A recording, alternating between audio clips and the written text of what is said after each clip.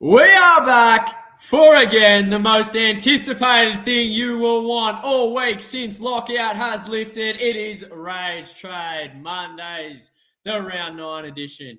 Unfortunately, you can see that our dear friend Mr. Verns is not here, so there will be no outlandish pod picks. If you need some, you know where to find him. I am joined by this beautiful, handsome man with a little bit of carpet above his top lip. Joshy, how are you, mate? I've calmed down. I must say, last night I genuinely had to put on a TV show and not watch the last two games of footy because that Yeah. round was a disaster, and I'm pretty sure you had a pretty similar disaster round to me. Oh, it was But disgusting. There are many things that I yeah, could say about a certain pixie looking fella that plays for the Brisbane Lions, who's yep. probably going to get tagged this week again by Clary. And it was disgusting because he was my captain. So shout out to you, Lockie Neal. Great job, mate. Absolute fraudulent performance and a fantastic job on being an imposter at being an AFL player because what you served up was genuine tripe. Let's just get straight into it, mate. I'll kick us off because I reckon I had the worst round out of you and I. I scored 2,234, which is genuine, just absolute crap. All in capitals, a few exclamation marks at the end. If we really wanted to say how we were exchanging text after lockout, my God, we'd be in a world of trouble. Season rank, it was a huge fall, mate. Fall of 5K. I'm sitting at 8.3K. And when I look at the team, it's not that bad, but what they're producing is literally manure. How did you go? Very, very similar. I had the captain on that same Pixie Lockie Neal, and yeah, North haven't tagged all year. And the Yeah. one time I choose to the logic was there. Like Zach Butters dropped a 160, Merritt dropped a 170, Hewitt dropped a 170. There was a few others in there as well, just going absolutely ballistic against North Melbourne. And yeah, I ended up scoring 2284 and had a 1,634 rank drop to 2,200. So I guess it's still a good rank at round 9. Like there's plenty of time to go and still up there, but yeah, you don't want to rank drop like that. That's for sure. No, I think each week, if you can slowly climb, as long as you're going up and not falling, like, my God, Mm, if we were climbing Mount Kosciuszko and we had my fall, we'd both be dead. Like, it was just yeah. shocking, shocking. Um, as everyone can see, we have had a massive improvement on the graphics. We've, Mm. had a little look at the old trust fund. DR's chipped some money in. We've both taken a little bit of percentage off our pay. And we're just going to go straight into it, mate. And technology is a wonderful thing because instead of us, sharing screen, going over there, going over here, looking at that, looking at this, we're just going to hit the next slide. This is the top 10 traded in. And as you can see, look down the bottom. Don't forget to check out the Supercoach Swordplay website at supercoachswordplay.com for all your amazing merch, which you are rocking wonderfully, I might add. Yes, it's beautiful. It is, and it's such good quality. Such good quality. Now, number 10. Do you get this? No, I know you No. hate draft. I picked him up in draft, and I think that's where the I'm CJ just going picks to should zone stop. out. Yeah, yeah. No, not only is he very injury prone, but I think the last two scores have been a bit out of the box. Mhm. It's very important to note the opposition in those two games. I think it was Tigers and Melbourne. Both of them have been giving up a lot of points to CJ's position. I mean, if he was mid 200s, maybe you'd consider it, but I think at 387k, you're probably not really looking at that price point at this point of the season. I don't think. So yeah, for me, I don't really understand it, but I mean, if someone's trying to find some cash with very, very limited downgrade options, I can see why some maybe are doing Caleb Daniel to CJ, try and get that little bit extra coin. But yeah, I don't understand this one. Yeah, no, I was just wondering if you're finished because I muted you as soon as you said draft. Can we move on?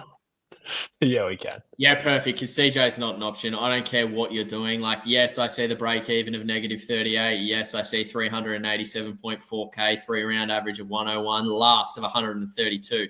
But no, thank you. No. The next bloke, I was almost going to go there. Almost. But when I saw my rank, I thought if I stick with the crowd, I'm screwed here.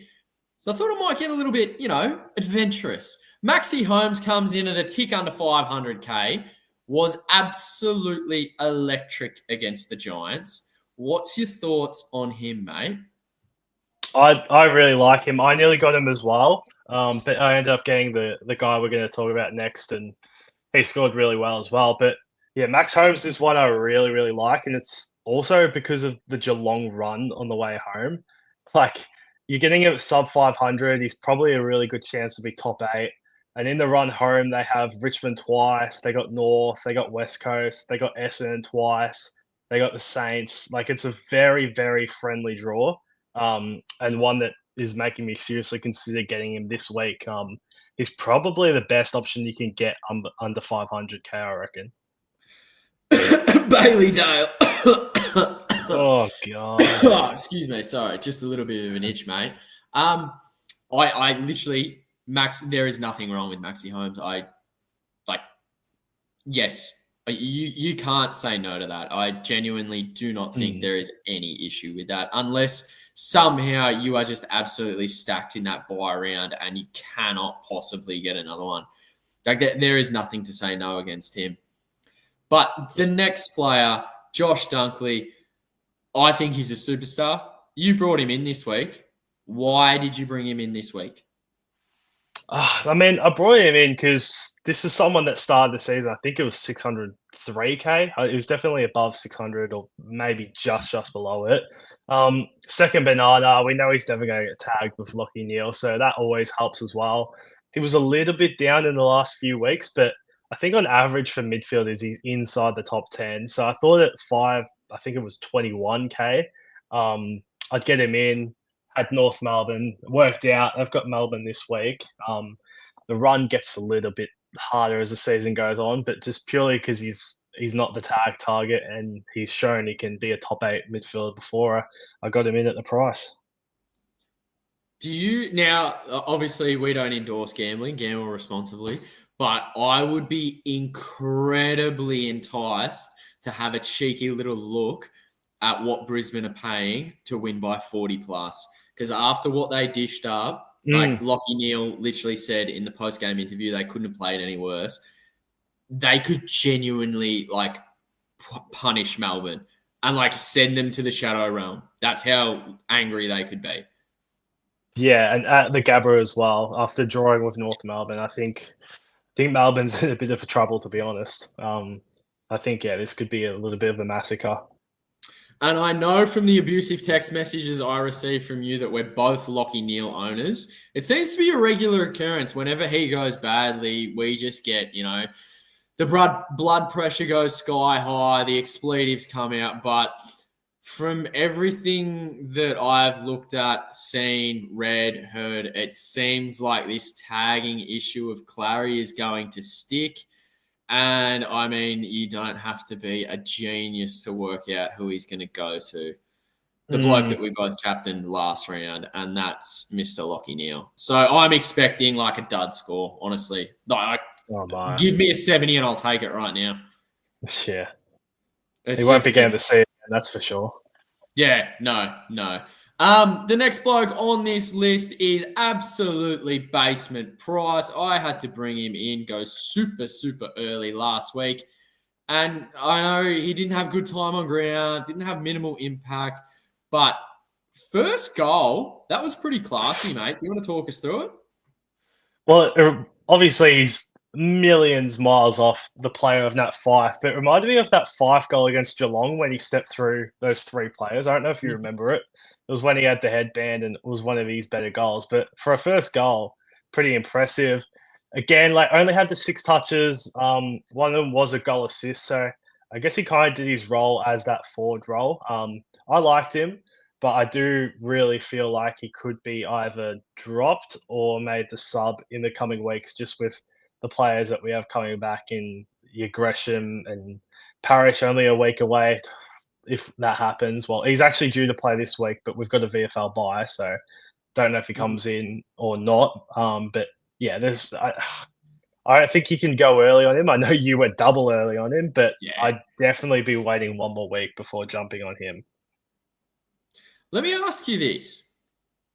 Who impacts the game more? And I know he's only played one game. Kako or Archer Daywicks?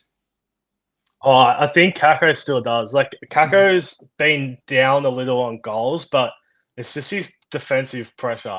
He's so quick. He puts in a lot of efforts. It may not result in tackles, but a lot of pressure acts that put players kicks off, and it's something that we've really, really lacked. A really quick defensive forward. So I think Kako does impact a little bit more, but in saying that, Kako's got a lot of development to do. Obviously, we can't be expecting too much out of the 18-year-old kid. Yeah, I agree. No, I just thought I'd ask it to you. I mean, you put yourself through watching Essendon every week. I don't know how you do it, so you'd have a better opinion than I. This next fella actually played in the defensive line for Freo. He looked all right. He at did, halftime. yeah. I think he was 34, so he didn't do much after halftime, and it didn't help that. Well, it was fantastic, not from a Supercoach perspective, that the Pies were so efficient going forward, but like it feels like this score is a little unders in a normal game of football. I think that's, like that could easily have been a 70. Easily. And I know it's so easy to sit here and say, oh, that can be this, it can be that. But literally every time Collingwood went into their forward 50, they scored. And he was pretty good. He did nothing wrong at all. So I don't know about bringing him in, so to speak. Probably not the worst option going around. You would be going early, though. If that doesn't apply to you or you don't care about that, then by all means go for it. But, like, surely he gets an extended run. Surely. Did you watch this game between Collingwood and Freo? I did, and looking at the stats now, I kind of agree. Maybe that score is a little bit unders, like 18 touches, 77% efficiency, 6 marks, 0 tackles, which isn't great for a defender, and only the 3 clangers. So I guess a factor is that he only had 2 contested out of those 18, but the efficiency was good, had the marks. So there is a little bit of growth in that. Not too sure if Freo have any defenders coming back in. I don't think they do in terms of like a running defender. I can't think off the top of my head. No Obviously, idea. Wagner's become more of a tagger now, so maybe that is what opens up that little defender spot for a Simpson. But yeah, I'm one of those ones that are probably going to go early on him just so I can keep upgrading my team. I think he's probably the best rookie out there that I don't have. I've already got Al Hawley, Boxshell's number 2, who we'll speak out later. I don't know if you can jump on him after that game, but No. it's probably going to be Simpson. Someone that's not on this list though. Really, really hoping on the bubble Oscar McDonald can get back in with Sean Darcy injured. So if that's a long-term injury and he can get back in, Al Jackson goes into the ruck, then I think Oscar McDonald would almost catapult himself up to the number 1 trading target. I would agree. But that I don't believe in. Shout out to our good man, Supercoach God. He highlighted some potential ruck time, but I don't think I'm not factoring that in. That's a bonus if it happens, if it eventuates. But I don't think you can consider that actually in your thinking. But and he also kicked 3 goals in the waffle on the weekend, so hopefully that gets him back in. Freo's pretty much full strength. Like all of Tracy, Jackson, Voss, and Miss played on the weekend. So I guess it's almost structure-wise, putting Jackson in the ruck, taking Darcy out, and putting Omac in. It probably keeps that same structure for Freo. So fingers crossed. I hate. They were too tall. Yeah, way too tall. Way too tall. Yeah. But so JL, he's the AFL coach. We are not. So good luck to him. This next bloke, I'm sure you own. I think you do. Yeah, I do, and thank God he's coming good now. Yeah, it's Yeah. about time, honestly. He's been Mm, absolute tripe the last couple of weeks, and yeah. he just absolutely seagulled, which is what you want from 57-year-old Dane Zorko. He's about to shoot up in price. So personally, if you're gonna jump on, it's got to be this week. But would you jump on? I think I would, like, as bad as he's been, and I say as bad, like, the 2 weeks leading up to that, it was a 104 and a 95, and he was very lucky to get to that 95. Like, it was I think he had, like, 7 touches in the last, like, 2 minutes of that game, and went from, like, 70 odd to 95, but all things considered, across the season, he's averaging 113, had a really fast start. I think at 530K with a break even of 53, this is the lowest you'll see him get. Coleman's coming back soon, but I don't know. I feel like it would just push out a Fletcher to a wing again rather than they stuff around with Zorko. But then again, who knows? They're the reigning premiers and they're going to do what's best for the side. And if they think Zorko to half forward is the best thing, then he's probably not a trade in target. But I still think he's a trade in target and that he'll stay in that back role. I think Fags' comments a couple of weeks ago regarding Kitty just suggests that he's pretty happy with their defensive unit right now, and Kitty's just going to have to bide his time. I mean, the man's coming Yeah, back off a knee. Like, you yeah. just wait. They're flying. I know they had a draw on the Hmm. weekend, but, a blip is a blip. So I think if, they need to get someone in because there's an injury or whatever, you just ride with it if you own Zorko. And if you think he's your man, this is the week to jump on. But I'm Yeah. just going to say this now. The next bloke we're going to talk about, Jed Buse. If I see any questions tonight about Jed Buse, I'm not answering him. You will not get recognition for it. It's not going to be acknowledged. He's not an option. No way. The only reason he's on this is literally because he was 0.3% owned and he's gone up 2.3%. If you're in that 2.3% of coaches and you're watching us right now, no, reverse trades is not an option. They've got Stewart to come back. They've got Lawson Humphreys to come back. What's going to happen there? Stewart going to play forward pocket? Lawson Humphreys is Yeah. going to play the ruck? No, absolutely not. Yeah. Like, Yeah. do we need to speak about Jed Buse anymore? No, but I mean, to actually have a bit of a conversation at his price point, I think Jackson Binns, who surprisingly is not on this list, I think he's a much better target to look out Mhm. for. At his price tag, I wouldn't bring him in early. I think there's a bit too much risk attached to bringing in a 170K player early. But yeah, really surprised he's not on this list. He had 22 touches, a goal, looked really, really good early. The only problem is he went at 40 something percent efficiency and 7 clangers, which is disgusting. But in saying that, still scored pretty well. So he cleans that up even slightly, and that's looking like a much better score. So yeah, no one abused for the exact reasons you said. Lawson Humphreys and Tom Stewart are going to come back in regardless. So yeah, I wouldn't be going anywhere near that. Perfect. This next fella entering the top three, Saad El Hawley, who I'm actually bringing in this week because I like the cut of this man's jib. And to be fair, there's no other downgrade options. You're the Essendon supporter. Talk to me about him. Surely he's not going to be the sub anymore. I don't think so. He came in for Harry Jones, played on that wing. I was a little bit worried. Team dropped Thursdays when Dale Wicks was named on the wing, Sard was named on the bench, and it looked like the sub was between Dale Wicks and Sard, but surprisingly, it was Shield in the end, which was really Yeah. handy for Sard because he finally got a full game to actually prove himself. And he played really, really well in that wing that Harry Jones has owned all year so far, and even the back end of last year. So now that he's got that full game in, kicked a goal. I think he had nearly 20 touches, if not 20 touches. It was actually really, really good. Scored well.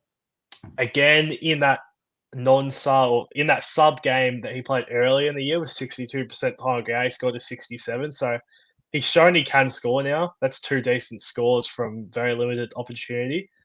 So yeah, I'd definitely be getting him in. 155K isn't ideal, but I mean, he is I reckon the best downgrade option this week if you don't have him. I sent a tweet out today with all the bubble boys on it, and my God, they are disgusting. Oh, they're horrible. Like Like, they're horrible. and The next guy we're going to next talk bloke, about got subbed off, and he's number yeah, two. well, Yeah, yeah. Then I mean, I reckon he's going to get dropped. And we're talking about Hugh so Boxall. same. I reckon this is going to Yeah, be a Camporelli situation again. Shout out to him yeah. who played the first 2 rounds and then literally has been punished back to the twos, never to be seen again. Huey Boxall's got a break even of negative 46. 113,500. Lowest time on ground in both games. Surely he's the first out. They've got, is it Zach Jones to come back in and Hunter Clark? I'm fairly sure are coming back in, and Mason Wood as well.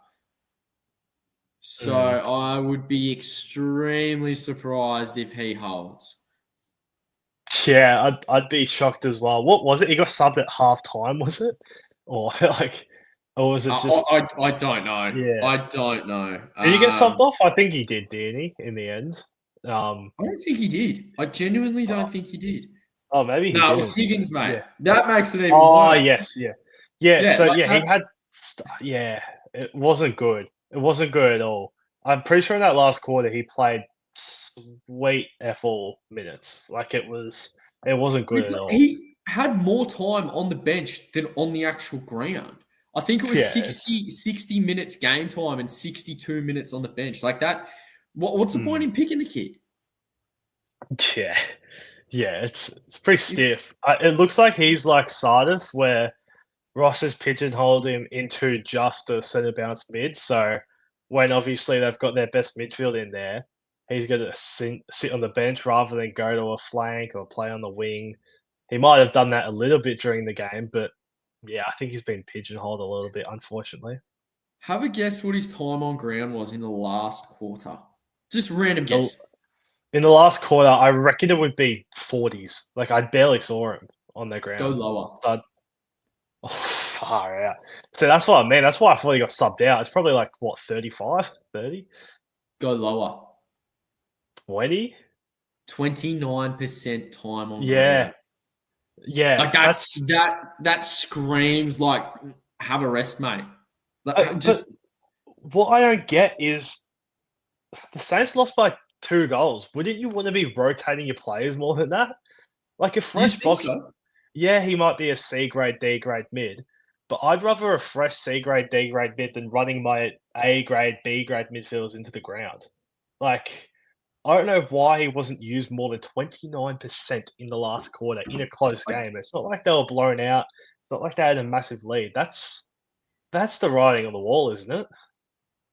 I 100%, 100%. I I Mm, I think so. I really think that's another dead rookie, which is terrible. yeah. But I mean, we could talk all night about how disgusting that is. But we're going to talk about his teammate, who is the number one most traded in player this week, and that's Jack Sinclair. I'm fairly sure you're an owner. The Yeah. break even isn't, excuse me, it's not massive. It's not tiny. It's 106. We all know he can get that. He is there any issues in bringing in Jack Sinclair if you don't own him? No. Would you choose a Zorko over him? Like what's the go there? No, I'd go Sinclair over pretty much anyone this week. I think him being the number one target is pretty accurate. Like his run coming up, he's got West Coast, Gold Coast, and Melbourne. They have 3 very friendly teams for halfbackers. He's like not Supercoach related, but his goal towards the end where he just split the pack and kicked a goal. That was A plus stoppage Yep. work. And yeah, he is one of the best players in the comp. I don't think he gets enough recognition. I think it's because he plays for the Saints who don't have that many fans that struggle here and there. But Oh, yeah, whack. I'd be Shout getting out to him in Jono a if he's heartbeat. watching. He is. I just saw his comment. But yeah, Yo! I'd be getting him in a heartbeat. 111 average, coming off 124. Had those 3 lower weeks, but yeah, he's a gun. Like look at his past seasons. I think he's gone like 100 109 plus like 2 of the last 4 years, maybe even more. Like he's a proven stud. So I'd get him in a heartbeat. Yeah, well, I mean, I happily own him. I'm more than happy with that. He did have a couple of down weeks, but I think, well, it's the long sleeves, mate. As soon as he puts them on, he turns amazing. Yeah. And I just want to share out, this is completely irrelevant. Can you move your head either way, please? Well, you've seen this before, mate. Yeah, I just want to shout out how good it is to see an Elijah Sada signed, framed number 5 up there. It's definitely not James Hurd, is it? Definitely not. Elijah No, Silas is my perfect. king. Wonderful. Thank you. Thank you. Shout out had what 40 and a snag on the weekend in the twos. There you go. Tell me Scott doesn't know what he's doing. Now, because we all Yeah. took a pay cut around here, we all chipped in. We can go like that, and that's a top 10 traded out. No, now this number 10, Jaden Short, a late out. I hope that didn't hurt too many people. I think in other formats, obviously you get 2 trades a week in fantasy, so you could have shipped him off, do some reversal there. What's the go with Jaden Short, mate? Like, do you have any issues trading him out? Are you going up or down? You go up. I don't think there's anyone to go down to.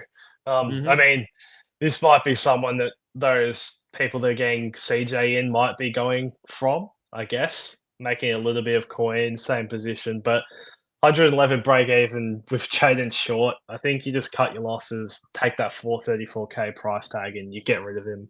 Um, yeah, I can't believe that 11.3% still have him. Yeah. He was gone for me in what, round 2, round 3? I was sick of his stuff.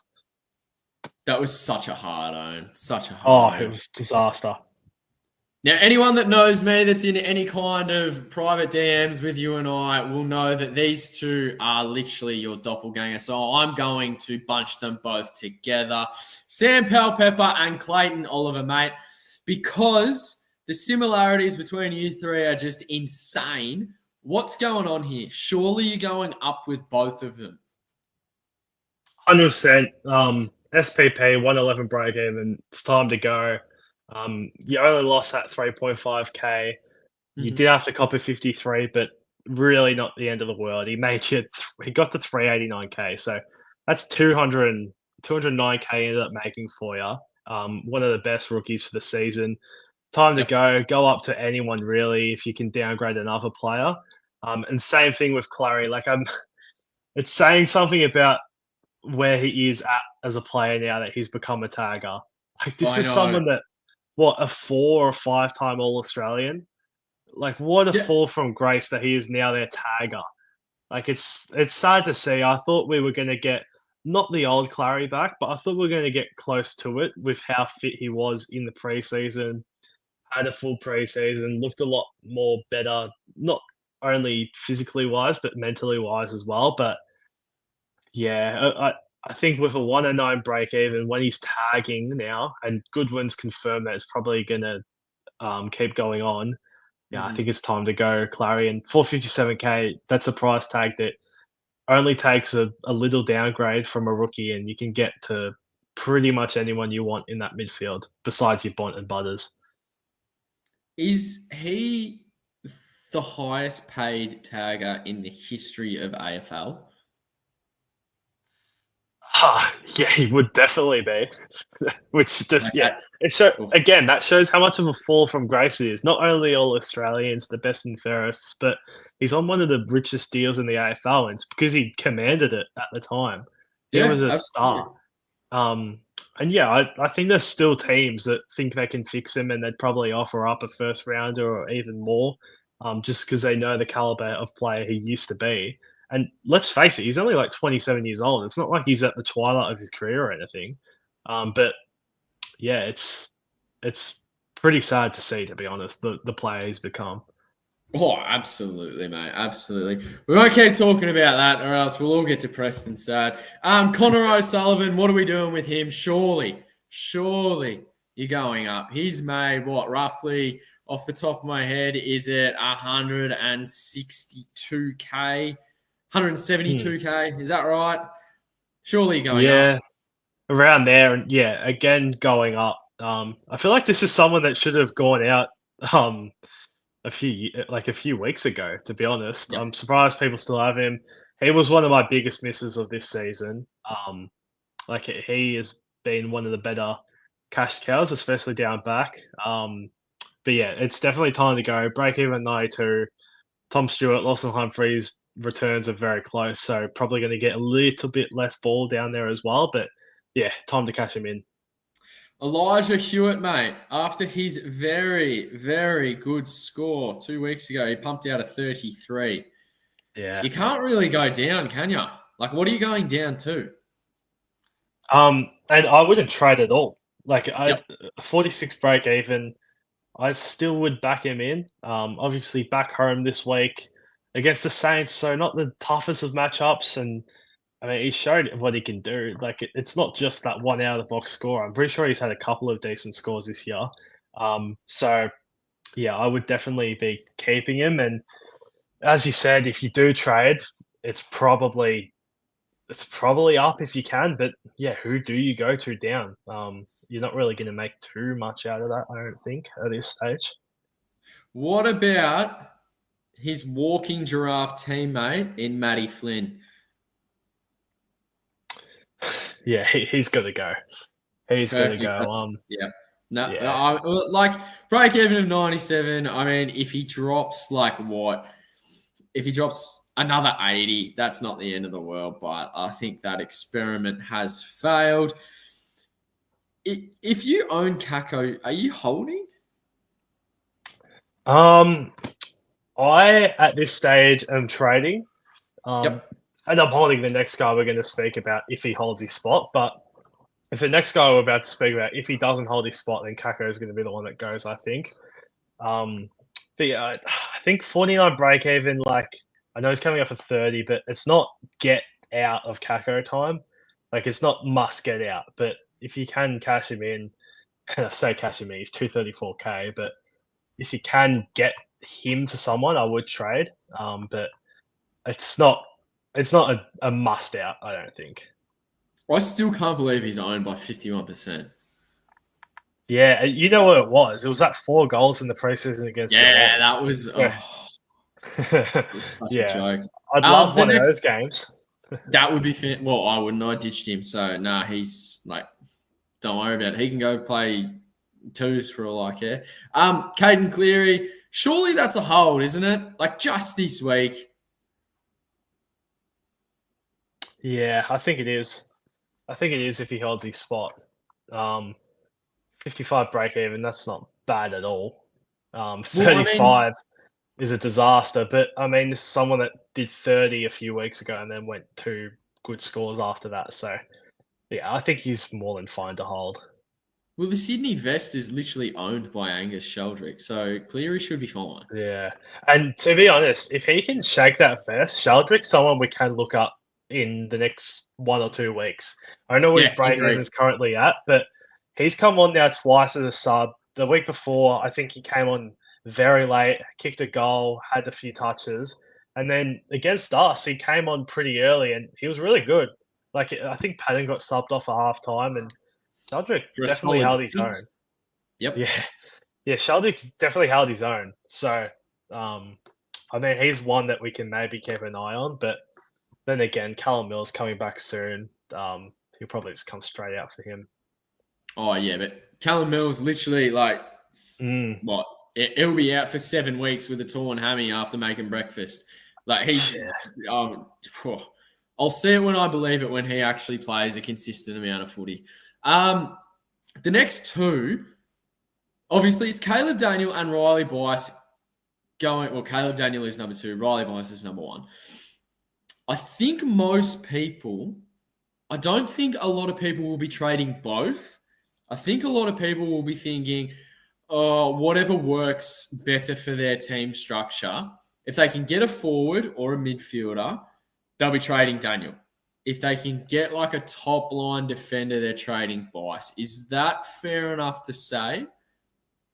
I think it is. I think the Daniel trade out, like, don't get me wrong, I really had a look at it after that score, but I think his run coming up's pretty good for a halfback. He's got It Richmond, is. Collingwood, West Coast. Like, they're three pretty good teams for halfbackers. We saw what Jordan Clark just did against Collingwood. And Richmond and West Coast speak for themselves. Like, there's been massive points from halfbackers this season. So I definitely think he's worth the hold. I think Bice, with that 102 break even, he's probably less of a keeper, so to speak, than Daniel. Like, as bad as that score is, Daniel's averaging 93 as a forward. And before that, his lowest score was 81 across 8 games. So it's not a disaster. Um, but yeah, I think just it's probably time to go for Bice. Like Bice is 71. That was pretty lucky. He wasn't on much at three-quarter No, time. I think it was 30s, I think. I can't Um, remember, but I was very surprised to see him on the same score, if not more, than Matty Roberts at the end of the game. yeah, and when you look at it, like you only have to spend like what 120K to get a Max Holmes or Yep. 140K to get up to a Jordan Clark. I think that's where you can go Bice out. And yeah, it's the same with Caleb Daniel. You can get him up to pretty much anyone if you downgrade a rookie. But at the end of the day, 93 average, low score of 81 coming into the week with that run. I think you have to just try and ignore that 121 break even, and you hold a Daniel over a Bice, I think. Does it concern you that Daniel had 10 in the first term, then finished with 18? A little bit.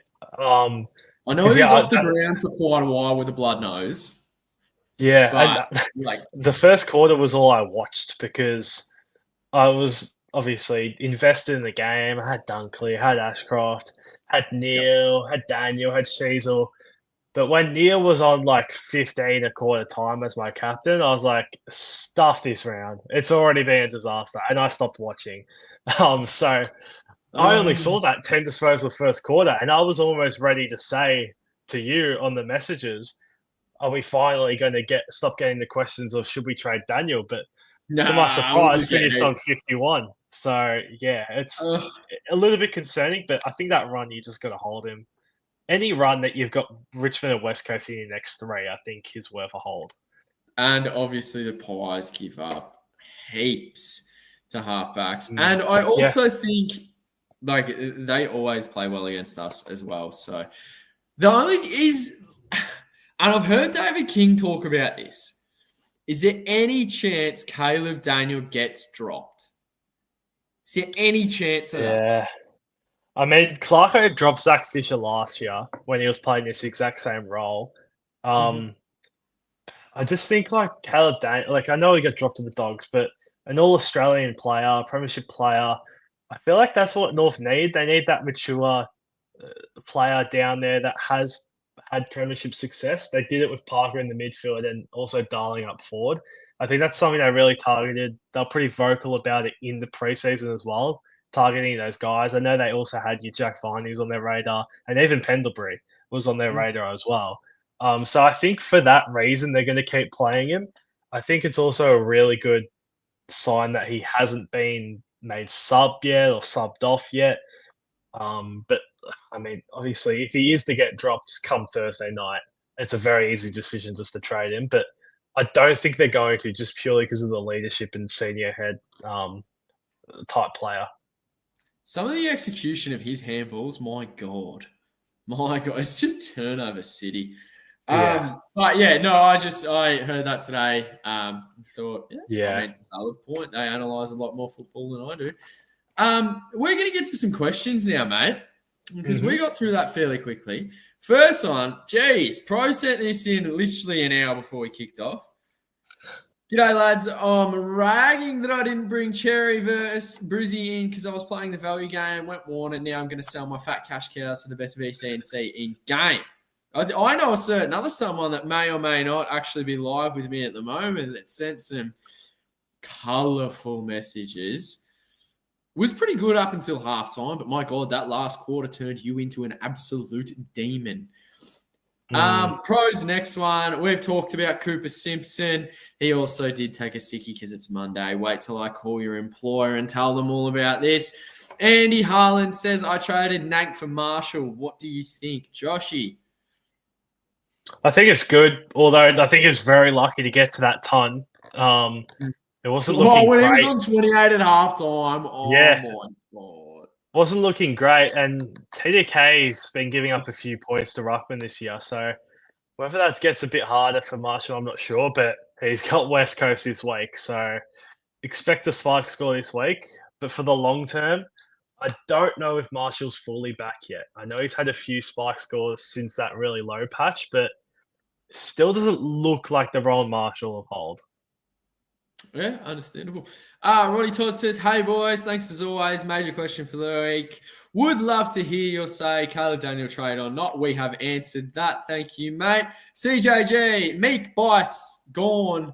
Meek and Bice to Gorn and Buse early thoughts this week, but it means holding on to Flynn and have bigger problems to deal with than Daniel right now. So he's a hole for me. We've given our thoughts on Buse, mate. Find someone else. Nah. If you don't have El Hawley, go there. Or Cooper Simpson. Is that fair to say, Joshy? It is, and I want to get your opinion on the other one that's coming in. Would you be paying 735k for Gorn? I feel like you're better off getting a 520k primo and using the next 200k on another upgrade. Oh no, Don't know. I completely Yeah. agree with that statement. But if he doesn't have Sherry and you're seeing two dominant rucks literally like step on the field Oh, and plus 20, then for your sanity, it might just be worth paying for. yeah, but if he doesn't have Sherry, I think you get Sherry at 681 and save 50k. Especially with Yep. Sherry's upcoming run. But yeah, if he does have Sherry, someone that can actually max Gorn, I wouldn't be paying 735k for one player. Sorry, I've just read one of these questions. I actually really God. like it. LeBron says, "Hey legends, trading Chera and Flynn to Sherry and Daywicks. Who's better to trade out, Chera or Daniel? And who's the best rookie to bring in this round? Best rookie is El Hawley. Obviously played 3 games. I don't know if I like this. I don't like trading out Chera, but then again, it gets you Sherry. So, who do you trade out, Chera or Daniel?" So this is something that I'm thinking about, and purely because of that Daniel run, I think I'm going Chera. Both got the same buy, but lower expectations for a forward compared to a midfielder, and I think that's at the end of the day what I'm coming down to. Yep, understood. Jonas Goat says, "Wake up, people. Caleb Daniel can't be trusted." JCR, the big helmet. Is he inevitable for non-owners? Could be 200 versus the name. Yep, absolutely. Yeah. My goodness. He also wants to know, where's the blue light disco, Joshy? It became a health and safety issue. So when I was going between this very bright light StreamYard page and then going to my dark mode Supercoach team, too many people ended up having seizures. So yeah, I got a call from the health and safety rep, so I had to turn the lights on. No more disco lights, unfortunately. Jonas Goat says, "Hey Scobes, Josh is not fitting in on Monday nights. Jeez, that's a whack. Oh, How about Jonas. trading him in cash considerations for Spills? Mate, Spills is like a myth. That man doesn't exist. But to be fair, he always rocks up for the official podcast with Janath and DR. So shout out to him. We do miss Spillsy, and we will get him on one day soon. Funny story though. Spillsy, like clockwork, at the start of every BBL season, sends me his Supercoach BBL team, asks for the opinion. I give it to him. He says, "Yep, no, wonderful. And then that's it. We have this relationship where we talk once a year and it's always before BBL, and then that's it. It's fantastic. Ripping bloke, good looking human, got massive pipes on him. Hits arm day religiously. Michael says, "G'day, lads. Thinking going Daniel and Flynn to Jerry and Simpson. Thoughts? Would you do this, Joshy?" Absolutely, I would. Yeah. Is Sicily an option? Very, very cheap. Don't think I like that. I don't like how much of a swingman he is. I also don't like that this good patch has been against Richmond, West Coast, and Melbourne. Like they've had such a soft run the last 3 weeks, and I think that's been a contributing factor to his scoring. So I don't think I could do it, but he is very cheap. Yep. Yeah, absolutely. Roddy Todd says CJ top 10 shows how desperate people are. I think people are just Yeah, looking for like, a player that's going to shoot up, make 150K, yeah. and then, the downgrade allows them to upgrade while still having good points on field. But yeah, it's not for me. Would you entertain a CJ idea at all, Joshy? Or is that just a straight no? No, like I can see why people are doing it. Like I said, like a Jaden Short down to him or a Chera down to him with no cash cow options. You net what 100K doing those moves in the first place, and then you make 100K. But yeah, I wouldn't do it just purely because of how injury prone he is, and his scoring potential really isn't that great if you look back at his averages. And as I said before, his opposition has to really be taken into consideration. Yeah. Scotty McKay says, boys, went from 450 to 750 after having my worst week. Everybody's going Sinclair, but Luke Ryan's starting to ramp up a lot of kicks again. Could he be a pod on the up or nah? Cheers. Honestly, he could if Freo continue to play this disgusting chip mark gameplay. Like the Pies just squeeze them really, really shallow. I think that's basically our game plan from now on. Protect the corridor with our lives. But it was literally like Luke Ryan to Jordan Clark, then they go to Pierce, then it'd be back to Geordie Clark, then it'd be back to Luke Ryan. And it was just so boring. Like it genuinely was. But if you're looking at like someone that does have the monster scores in him. I mean, if you want to go there, there's no objections from me. Honestly, you know what Luke Ryan can produce, and has also bottomed out. Would you entertain this at all, Joshy? I mean, he needs some respect. He started the third highest price defender going into Oh, the year, so absolutely, he's done absolutely. it before. But you're absolutely right. Like, look how Freo's been playing the last couple of weeks since they've gone back to that chip mark, Yep. seagulling type of game style. And this happened last year as well.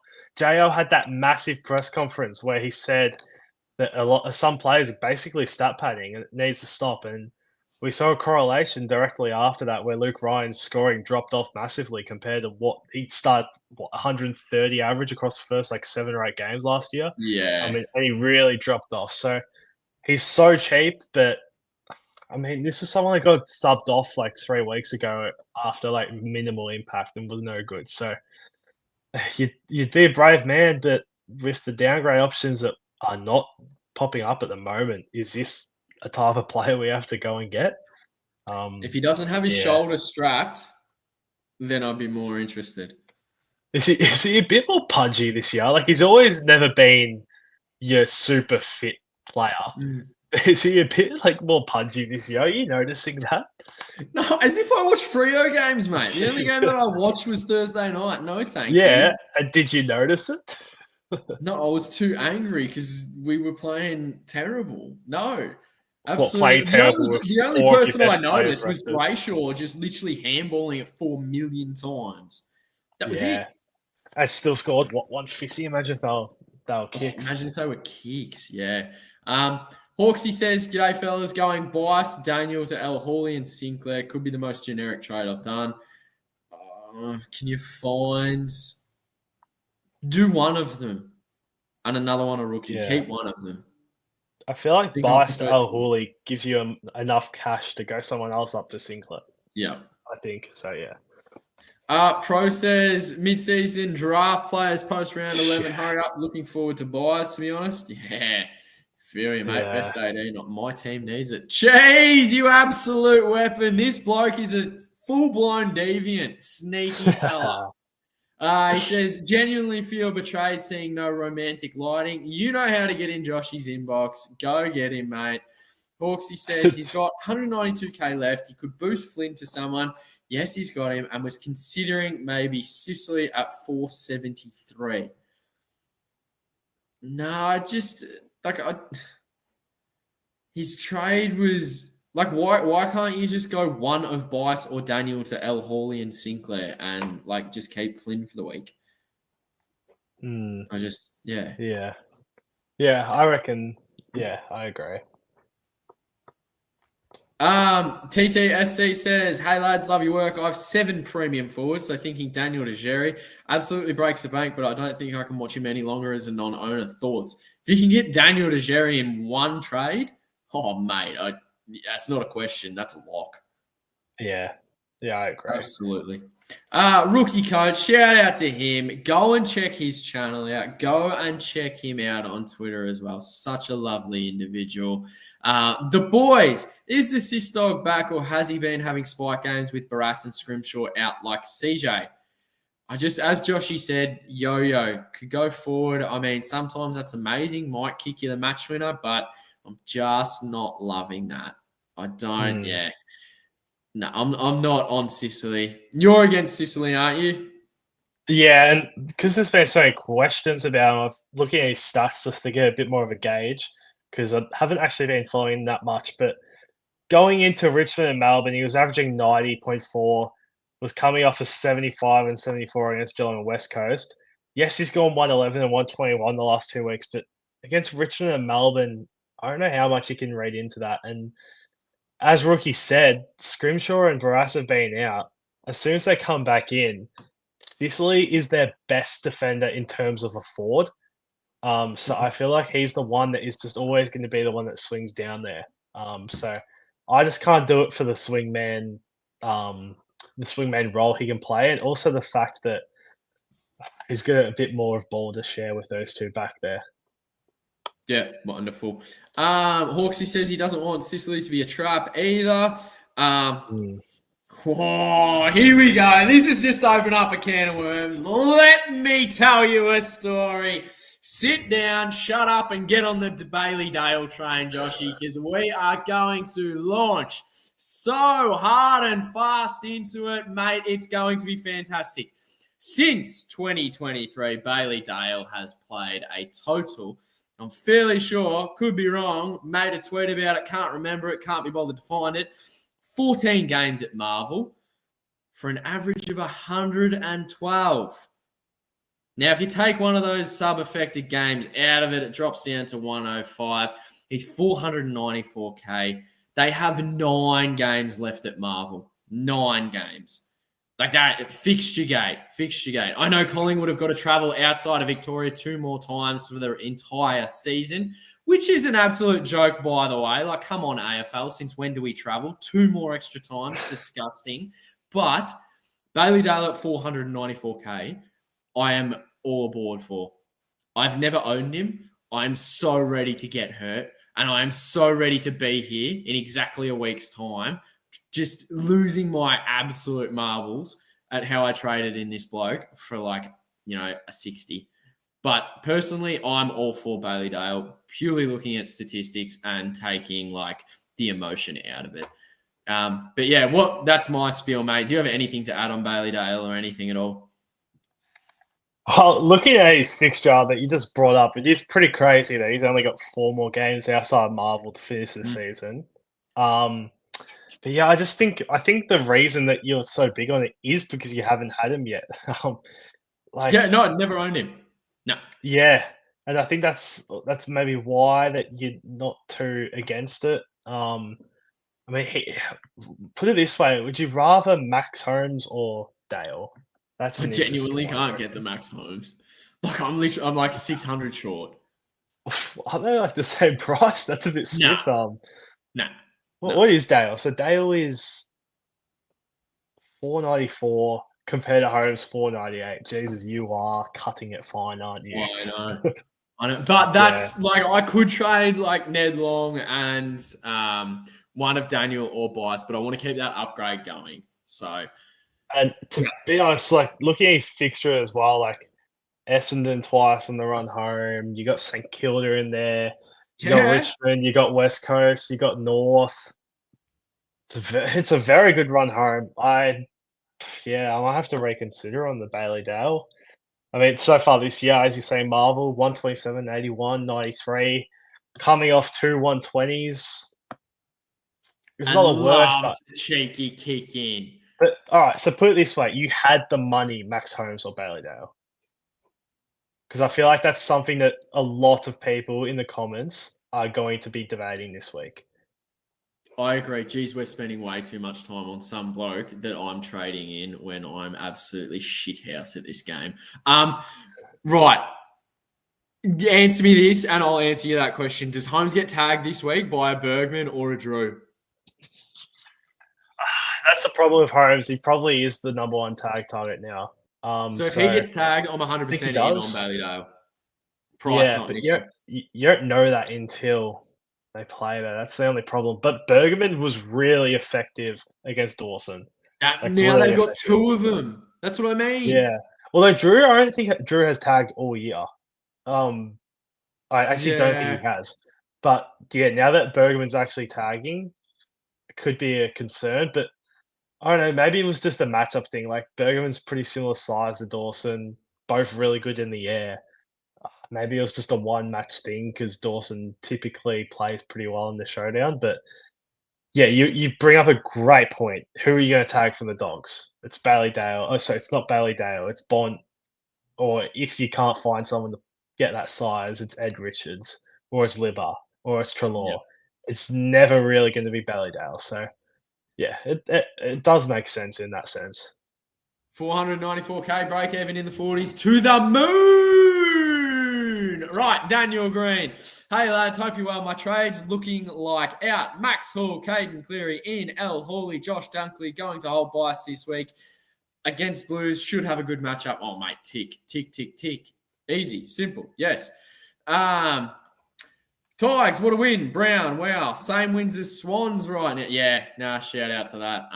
Wait, did you see McWalter absolutely lose his biscuit when Gross got run down? Yeah. Yeah. Oh, And I don't think Gross is going to be playing next week because of it. Yeah, I agree. Jonas Goat says, Legends, how's this, supposed to complete, what? Supposed to compete going head-to-head with home and away? Mate, if you're choosing home and away over us, never come back to the channel. Simple as that. Actually, to be fair, Prime Alf Stewart, I mean, that man is an absolute weapon.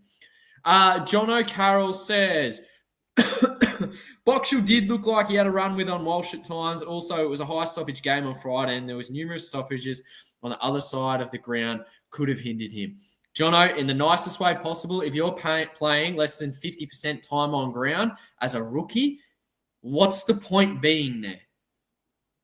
Spin it whichever way you want, mate, but that is terrible. That is piss poor. And honestly, he's probably going to be the first one out if you blokes make changes. You know Saints better than I. Ross is his mastermind coach. Look what he did to Garcia. Gave him a rev up. Literally won the Rising Star nomination the week after.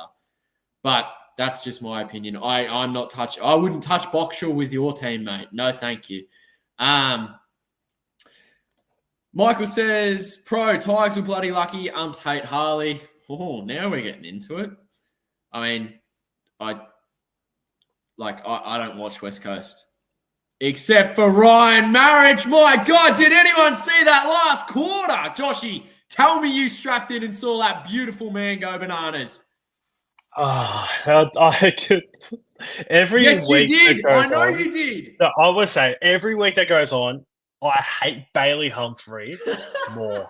I have never hated a player more in the league than Bailey Humphrey. Ever. And can I just say, Marriage has not an ounce of talent. It's just ridiculous. It's like Whitfield as well. Like Whitfield, obviously talented, was a pick one. He has shown he can play other positions, but the last few years, he's just playing the most easy role ever. And yeah, it's what Marriage has got. And I just wish he wasn't sub in round one because this is someone that was in my team in the preseason when the word came out about him playing half back. So could have all been avoided. I want to read you some beautiful stats here. 9 disposals. I'll just go to the toilet. Yeah, go for it. 9 disposals, 2 tackles, putting his body on the line like an absolute weapon. 5 kicks, 4 handballs, 3 contested posies, 2 intercept possessions at 100% efficiency for 67 Supercoach points. My God, if that's not just etched in folklore, I don't know what is. That is in 1 quarter. Lockie Neal did that in an entire game. It's insane. the bloke is a weapon. We could talk about Ryan Marriage for years to come. Like, I am so in love with that man. The only reason I watch West Coast. Willow says, Joshy, finally we can see what a fine-looking young man you are, mainly because of the rugby top, but both looking good. As a Geelong supporter, do not pick Jed Buse and expect over 50. Oh, definitely not. Yeah, don't pick Jed Buse. No, it's terrible. Don't like it. That's terrible. Surprise, Geordie Clark couldn't get a shout in the top 10 most traded in. Yeah, fair shout, Cheese. Yep. Cool. Legit Mihal cricket videos. Mate, you obviously have not dropped into Rage Trade Mondays or Team Drop Thursdays, mate. You can go to the homepage, check out the Twitter, have a look at it. Collingwood. Oh, I don't think I look like a monkey. That's a little bit terrible. Thanks, mate. That's your first warning. Don't make me ban you. Jeez. I sound like a right tosser, don't I? Nick Martin to become an absolute seagull if Scott doesn't pick Lav this week. Oh, my God, an Essendon question. Go for it. Well, I mean, Nick Martin's playing a lot better role, but he did this. Are you reading the other comments from that guy? I've been called a lot of things in my life, but I've never been called that. That's quality. I like that. Yeah, he went on a tangent. He just spammed the chat before. I was watching it as it happened. But anyway, Nick Martin, he had another massive score this season and followed up with a nice 45 against you guys on Anzac Day. So he's very volatile, but I think the half-back role is actually here to stay now, especially with Saad being really good on the wing. Probably going to have to play him on the wing now, even with Jones injured. You got Dersmer on the other one. That's an absolute lock. So, yeah, Nick Martin's probably someone that you can look to get in now as a forward. I'd much rather him over Chad Warner. I'd rather him over, obviously, Daniel. I'd rather him over quite a few up there. So, and I don't think Laverde is someone that will affect him. And second part to that, Laverde is coming in this week, I think, for Lewis Hayes. I think that's pretty much a shoe-in. But yeah, I don't think that's going to affect Nick Martin. Oh, shocking, man. And he was actually looking so good. Like, he had 18 posies. Yeah, and as an Essendon fan, we haven't had much hope. But when you got Zach Reid, who has turned into, like, what we expected him to be, actually living up to a top 10 pick, and you had someone else that has been dominating VFL for 2 years alongside him, looking really good, both sub 21 years old.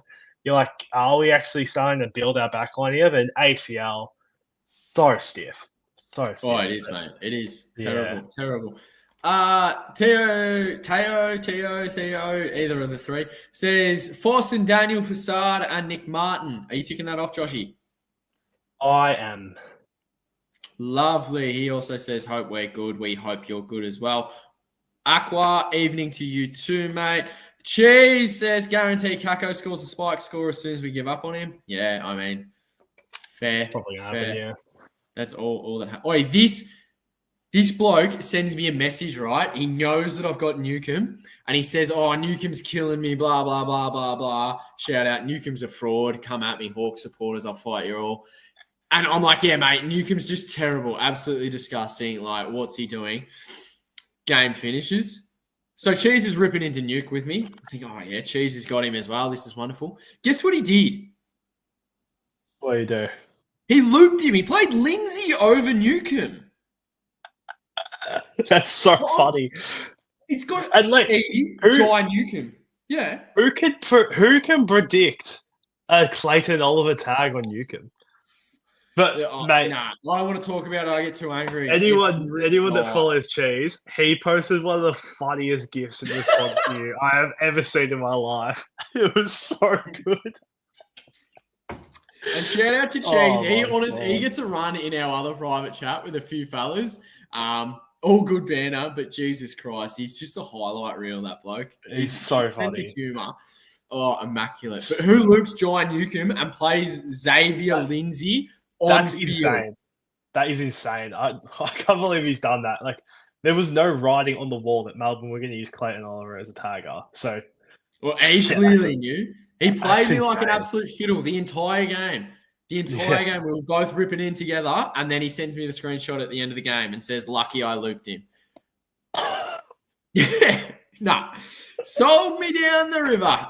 Willow says, Short killed me, was about to trade him and decided against West Coast. He can score and save me a trade. I like donuts, but not Supercoach donuts. Yeah. Oh, God. JRD, I saw Tommy Campbell finishing 10 metres ahead of Clary in a 400 metres. Clary was puffing and went off. I said I wouldn't select him. It would have been a great call. Yeah, I mean, hindsight's a wonderful thing, mate, but yeah. This isn't even a question. You make Jaden Short Whitfield. Simple. Yeah, I don't care if it's afford Sinclair it. and Cash. You make him Whitfield. Lock that in. Whitfield is literally a super coach prodigy, and God, it's disgusting. Like I've contemplated ripping my team up so many times just so I can have Lockie Whitfield. But yeah, if you can get there, go for it. Jerbs says there's no way Joshy has the lights on for once. You've already addressed that, haven't you? Yeah, no more seizures. Wonderful. Shano085 says, is it too late to grab Jerry? Joshy, what's your thoughts? He's got the most insane run coming up, but at 680k, I said it before we've gone, I feel like you get a 520k guy and just use the money to upgrade elsewhere. So it's a tough one, but I think it is a little bit too late. Wonderful. It's Kaz. Daniel had a chance to score decent too. He got loads of touches, just butchered it. Yeah, that's what I was referring to. Kingy was saying that his ability and execution under pressure does not bode well, hasn't bode well recently. Cheese wants to know, does Joshy sleep with the colourful lights on? Oh, the next one. Can't read out the next one, but Joshy, can you confirm if you sleep with the lights on or not? I do not, and I definitely don't sleep with the person below this comment. Yeah, thank you for confirming that. Jerb says, hi lads, got a 2529 thanks to an accidental Jerry C. Split on trading Caleb Daniel or Bice, and not sure who else to cull apart from dead rookies, or maybe Hewitt. Maybe one rookie in and Bice / CD out for a primo. Yeah, that's exactly what I'm doing. But I think it's got to be one of Bice or Caleb Daniel. I don't think you can be doing both. Is that fair to say, Joshy? It is, and it also makes me sick that he accidentally captained Sherry. I know. Oh, it's terrible. Hawksy says, Daniel, definitely a chance to get dropped. Yep. Yeah. Cheese also says, if Caleb was literally on any other team, he'd be dropped. I agree. Shaggy97, Bice, LDU, Daniel to Jerry Sinclair, rookie. That's two sideways, isn't it? I think it is, yeah. I think Sherry's run is insane coming up, but having a quick look at Davies Uniacke, I swear he was coming good. I wouldn't know. No clue. Yeah, so the last three scores, 114, 101, 97. That's not exactly terrible. And again, he has that exact same run as Sherry does, where he's got Richmond and West Coast in his next three. So I wouldn't be trading Davies Uniacke, that's for sure. Is there anything? Yeah, no, I'm not seeing anything. Like, What are you looking for? I'm just trying to looking at what LDU's done. Daniel Bice to Jerry Sinclair and rookie.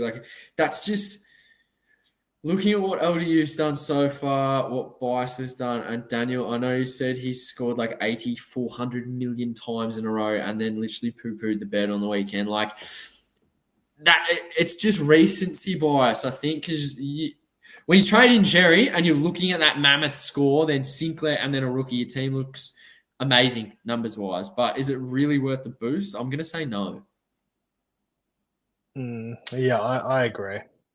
Yeah. Jerbs wants to know, would you rather bring Sinclair or Rankin in currently? Also, Nath, do you prefer Joshy with the lights on or off? On, because I can see his beautiful face, of course. Joshy, Sinclair or Rankin? Sinclair. Yep. Scott Mackay says, is O'Halloran a chance for a slower cash grab and all right score over the buys? No. I will admit, I looked at him, but it's that vest. It's the vest, mate. I don't think you can go there. Week early on the poo or just seeing who's playing of the rookies. Dacos fits straight in next week, but whichever cheapie I bring in, I'm probably going to have to field this week at least. Just get El Hawley. You can't go on the pool early. No. Don't go No. Philippou. Like, he played a lot. He played too much forward for me, and a 78 isn't really setting the world on fire either. With 2 goals? Yeah, No CBAs? To the eye test was not good at all, role wise. No. My only hesitation on Sinclair is that I've now got 4 St Kilda Primos and we'll have 5 once Philippou comes in, so that might cook our round 13 with not a lot of great bet. Nah. Think of your buy structure. If you got 5 from the one team, like that's nasty. Can't be doing that. What? Who would that be? Would that be Jack Steele?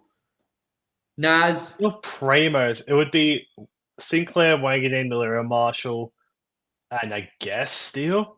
That's the only one that other I can think of. Oh, Jack McRae. Oh, yes, of course. Yes. Yeah. Still feels weird seeing him in a Saints jumper. Yeah, it does.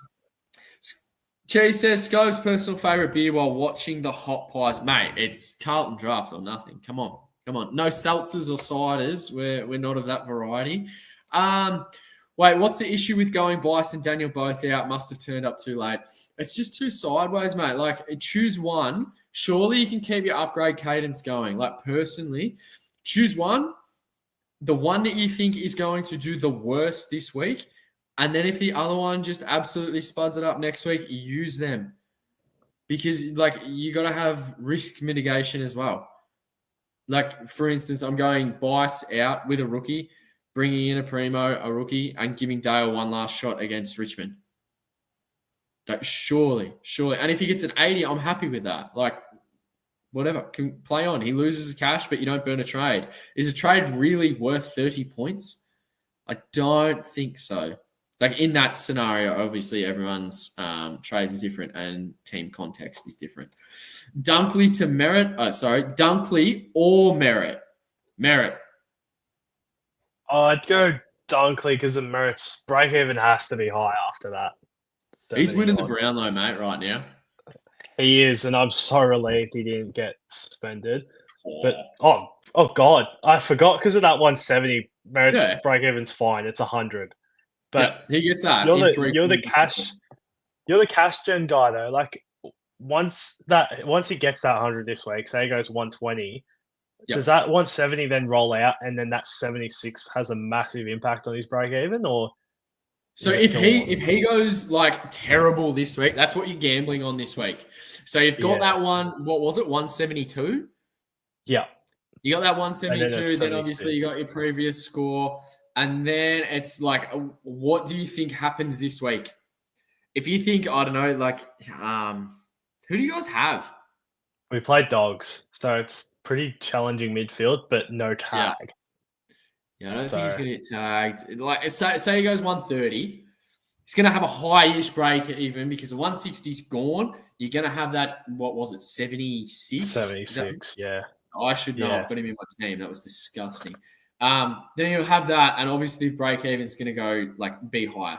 But like it's Zach Merritt we're talking. You're not going to get him for like 520k. If you're thinking that, you're delusional. At best, you're going to get a 550k Zach Merritt. Like what's? Yeah. Oh, if this lows, it'd be fantastic. It's 589. At best, you're going to get a 5. I'm going to say off the top of my head, 565, 570k Zach Merritt. Simple as that. Obviously, no injuries. Jerbs wants to know, Joshy, how relieved were you when Essendon managed to hang on against the Swans? Very relieved. Like obviously we're not a top 8 team. We're probably not a top 10 team, but 5-3, it's really not a bad start for what has been the second youngest team this season, besides only North. Like we're younger than Eagles, we're younger than Melbourne, we're younger than all these bottom 6 teams. We got a little bit of foundation now with your Kakos, your Caddies, your Roberts.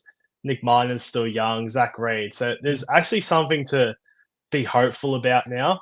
Obviously, our 2 best ruckmen, Draper and Bryant, are developing still, and they got injured, so that's not nice. But yeah, I'm very relieved, and to be honest, they're trying to kill me this year because that's 4 out of 5 wins under 10 points. So I mean, it shows resilience and it shows that we can win at the close games, but it's tough to watch. That's for sure. And your best midfielder's playing twos at the moment. So, I mean, come Yeah, I on, putting know. in the ones and you're flying. Gerb says, can we have a moment of silence for Nath's second favourite cricketer, Virat Kohli? Oh, Yes, retired from Test cricket. That is sad. Thank God he won't be coming out here and slapping us to all parks on the ground. Cheese says, can we get a censored version of Scobes' thoughts on Newcomb's inspiration? you should You see the instant. messages, Cheese. I mean, they'll probably go into you as well, but Yeah. You know when you were a kid, right? every time I see Cheese, I think of the GIF man. Can't get the Oh, fucking that's terrible. If anyone knows, go onto Cheese's Twitter and go to the replies and just scroll through. You will know exactly the one we're talking about because, it's top bins from Cheese. You know when you're a kid, right? And it's lunchtime at school and like you're sitting down with your mates and you pull out your lunchbox and like I don't know, someone's got like one of those Yogo things with the chocolate yogurt, the Smarties. Everyone's having a good time. You open yours and you see this like, well, you think it's a nice looking sandwich. You pull it out. You think, oh yeah, it's not the best. It's not the worst. You unwrap it. You realize you've got two bits of crust used as the sanger, and it's just looking at you like a genuine piece of mold. Like just absolutely abhorrent, terrible, disgusting, pure tripe. That is what it felt like, but multiply that by however many minutes that pathetic excuse of a midfielder was on field for. It was disgusting. Averaging 103, oh my God, terrible. I sat here last week and told you that his average of 110 against whoever it was, like West Coast and Richmond, that was unders. Tell me I'm wrong. Tell me I'm wrong. This bloke's a fraud, a genuine fraud. And for you to loop him, my God, you looped him with Xavier Lindsay that played in the same game, for God's sake. You are a genius. Let's move on because we are going to get cancelled. Lockie Spiteri said, would you boys go Nankin Cleary to Jerry and a rookie as I don't have either Jerry or Gorn and it's killing me? Oh, I for would. mental health's sake, I probably would. Yeah, I would. Absolutely. Absolutely. If we have any more Newcomb talk, I'm going to lose my mind. I miss Verns. So do I. So do I. So do I. Hey, He's boys, sick at the what do you moment, think so about... wish him well. Say that again, sorry? He's sick at the moment, so wish him well. Absolutely, the poor fella. Travis says, hey, boys, what do you think about Bryson Daniel to Sinclair and Jimmy Peatling? When's Crouch meant to be back? I think he's still like 4 weeks away, but yeah, Paling's a nice little sugar hit for those 4 or so weeks, however long Crouch is out. But come the back end of the Supercoach season, I think Peatling's going to see a bit of a drop, but he's been really good. His scoring's been really good since Crouch has gone out. Yeah, right. No, I still wouldn't do that. I still wouldn't do that. Aqua says, RA Drew, he's tagged once on you. Oh my God, why won't this guy just go away? Referring to Newcomb in Gather Round. Who'd they play in Gather Round? Was Gather Round 5? What do you mean who they're playing gather round? Obviously Port, if Drew tagged him.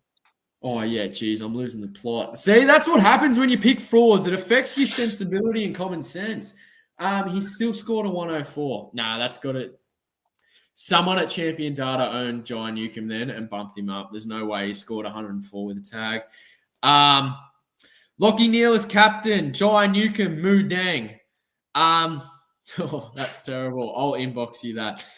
Is Steele back? I don't mind him as a value pick. Joshy, what's your thoughts on Jack Steele? He goes missing too much in seasons. Like last year, he was one that started like Luke Ryan, a house on fire. I think it was like 125 average over the first like 6 or 7. I started him, it was great, but he just goes missing. He picks up these little niggles that he plays with. He's a player that once he picks up a little knee injury or a little shoulder injury, he doesn't miss weeks for it. He plays through it, and it really hampers his scoring. So I wouldn't go anywhere near him. He's been a lot better the last few weeks. He's probably going to go big against West Coast this week, but for the long run, I don't think you want Jack Still in your midfield. If you've got Sinclair, McRae, even a Naz, I don't think you can have 4. I really don't. Yeah, I don't think So, so no. either. Like everyone's talking about how good that buy of 3 on St Kilda is, but if you load up on all these players, then it's going to be just like every other buy round because there's a lot of relevant players from those two Mm, teams, especially Freo. absolutely. And I own zilch of them. That's probably why I'm ranked like 5 million. Gerbs wants to know, would you rather trade in Rankin or Ryan Marich this week? Oh, that's a good question. I can't believe that is seriously so hard, and I never thought that would be like a way to describe Marich v Rankin. Well, last week I was genuinely thinking about trading in marriage, and I Yeah. wasn't taking the piss either. And I wasn't taking the piss either on Team Drop Thursdays when I said I'd put the C on him. And he I ended up should scoring have. a captaincy. We Yeah, went on he that ended up pixie scoring a Lockie captaincy Neal who's score. got soft as a pensioner's turd. But I mean, 470k, he's averaging 92.8, but that's including his 33 sub-affected round one. So you go past that, and he hasn't gone under 84 since round three. Like he's been on such a good run. 126, 131 last 2 weeks. Yeah, I'd honestly really consider trading him in. But if you've got the cash for Rankin, Rankin's getting points where he probably shouldn't lately. Do you want to know something disgusting? What's that? If you take out that sub-affected game, Oh, Rankin it's like is at 100. Marich is averaging more than Petraka. Yeah, and doesn't surprise me. Like, What is it in the end? 100 something? yeah, it's like 100 point whatever it is. But Yeah. like that's just if we saw it, oh my god, if this ever loads. Who are you gonna go? Rankin or Marich? Like what? I'm probably, honestly, price as well, 70k between them. I honestly could probably go marriage, to be honest, which is crazy. Marich is literally the 7th highest averaging forward. Yeah. And while we're on forwards, I mentioned it before. I can't believe we're not getting questions about it. But if Sean Darcy is a long-term injury, Luke Yeah. Jackson will be the number one forward from now on, I reckon. Yep. His Agreed. number one ruck numbers are ridiculous. Even this season, he's averaging 107. So he's even closed the gap of when he isn't number one ruck as well. But yeah, he's just getting better every single season. And if that's a 8 to 10 week injury, I'm getting Luke Jackson this week. Yeah, I mean But this. out of these two, I'm going Marich. You've convinced me. Yeah, no, Rankin's got the pies this week at the G. He's going to absolutely destroy us. If you're willing to take like say a negative 20 this week in their scores, just get Marich. Honestly, get Marich. Perfect role. Balupa says, how long are we keeping Cleary, Elijah Hewitt, Lindsay, and what about Kako? I don't own Hewitt. I'm keeping Lindsay until next week, and Kako's gone. Cleary can reset his break even, I believe. You, Joshy? Yeah, I think like all four could probably go if you needed to. Lindsay's probably the one I'd hold the most out of all of them, but even Lindsay has a break even of 36 and a score of 60 only gets him 11k price rise. So even he is probably someone that you can trade. But yeah, if you're trying to trade two of them this week, I'd probably go Kako and Cleary first. And Scobes is gone. Why does this man do this shit? I don't know what question we're up to, but I'll keep going. Are you here? Yeah, sorry. Just had to mute. This is a great comment by Cheese. Nothing better than watching Scobes give it to Joshy over Marich. Yeah, absolutely. And I do every single week. I swear to God, Marich is the most like common name in our text, except for like expletives as well. Like this is actually I can't be bothered searching it because it comes up too many times. But I could have blocked you this morning. My God, you whinge over Jerry one more time and you're gone. Balupa, hope Carroll is back. Yes, he should be. Was put on ice in the VFL game. He's fine. Leak is so dead. Hall surely gets in with a waffle performance. Mate, we've been saying that for 3 weeks. Yeah. Gross, if not sub, looks good. You wait a couple of weeks. Check my price projections on that. Box, hope he can keep his spot. Hush, surely not subbed again. Patton, please score. I don't reckon Huswaite plays.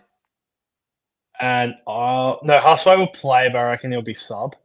I don't know. I tweeted a few of the Hawk people on Twitter today that are like in the know, full on Hawks and uffies, like just everything Hawthorn, and they reckon that he's Gornsky. To be fair, I reckon he was pretty bloody stiff. He Oh, wasn't I that couldn't bad. believe it. I He could not wasn't even believe that it. bad. And at the When that time, message I came think, through, oh, yeah, at the time, I think Ginnivan had like 0 goals, 4 touches. There was a couple of other players at the time that I was looking at. He could have been subbed. He could have been subbed. He could have been subbed. I think Huswaite was ridiculously stiff to be subbed. Like it yeah. was But pretty stiff. I mean, Sammy Mitchell's going to coach a team in the AFL to finals, and mate, we're playing Supercoach. He clearly knows more than us. Brandon the Don Yeah. Unaka. Thinking of trading Flynn in flex down to a rookie, use cash to upgrade short, bias Oliver Daniel to Sinclair and Clark. Who are you going Flynn to if you own Al Hawley? Because there's literally no one. That's the thing. You got to go early on Simpson like I am, or you got to just hope and pray that that Oscar McDonald gets in. I mean, we mentioned him on Team Drop Thursdays. Vigo Vicentini to something 100,000 at his price point. He scored 90 something. So Isn't he 298? I'm not sure exactly. I think it's high end 200s, but Yeah. he scored pretty decent. I think he was just off a ton and definitely held his own against Riley O'Brien. And pretty impressive too, because no one has tunned against Riley O'Brien this year, and Vicentini was the closest one. Yeah, no, absolutely. Aqua says GWS rookies look great in the VFL. Madden absolutely killed Geelong, had about 45 hitouts, and Keith 20. Mate, Keith's not a ruckman. Don't get your hopes up there. Do you really think they drop Briggs though? Like, I just don't. And if they play 2 rucks, that kills Madden as well. Is it Grzewski or Grzewski? Oh, I can't remember how they said it, but one of the two. I think Well, they call him Groove. He's a key position forward, so no, thank you. Leak Yeah. had 100 Supercoach, 30 touches. Stone also great. Leak's on the bubble if he comes back in, so that could be interesting. But then again, he's looked terrible at AFL level. Mm. No, I don't think he gets back in at all. Stone being Yeah. great, I think he comes in for Fonte. That's another one that we lost. Like I thought Fonte after that first game was going to be a pretty good downgrade option, but terrible. geez, he was bad against Geelong. Really bad. Nah. Jakey Wood says, hey, fellas, what is your suggestion with these trades? Bice and Kako out for Hawley and Holmes, or Kako and Bice out for Simpson for Freo or Sinclair? I'm so confused on that. He's got 21 trades left with a boost, or do I get Sicily? No, you get Holmes. Hawley and Holmes. Bice and Kako. Simple as that. Yeah. I like that a lot. Balupa, my mid is so dead. Hewitt, Nukes. Oh, don't mention that man's name here. That's first warning. Sarong and Neil all projected to drop 20K. At least my forward line is done and back line almost done. Roberts plus Reed to Roseanne Clark. Steady for now, though. That's got to be in the future, doesn't it? You're not trading Reed now. That has to be in the future. Yeah, absolutely. It has to be. Supercoach Edge, this is either Damo, the photographer for the Stars, / oh, Jesus, what's the red team? I've had a mental blank. You know that team that does nothing every year in BBL? Renegades, that's it. Or it's Liam. Shout out to them. They're absolute superstars. Boys, do not get in Dale. I punted that to the moon. Standard deviation, one of the worst historically, and you might be surprised, but he also been tagged in the past. Bloke is a cooker. I've never owned him. I'm all in for it. When he scores 130, I'm going to absolutely love it. Sonny Abraham says, hey guys, Bice, Chera and Flynn for Sinclair, Sarden, Rankin or Dunkley as Chera keeps getting 80s and not 10 mid. Right, Joshy, you're answering this because this is something that you have toyed with. Definitely is. At the moment, my current trade plans, and I've been playing around with this so much, but at the moment it is Bice, Chera, and Cleary to Whitfield, Dale, and Simpson. Um, Yep. Dale was literally just changed during this pod because I actually really like the idea of it. That could also be Holmes. And it could also be a mixture of Jordan Clark and Took in instead, or a Jackson in. But I don't mind trading Chera if you're still upgrading. So all along, across all of these podcasts, I've just been saying upgrade around Chera, upgrade around Chera, upgrade around Chera. Don't trade Chera.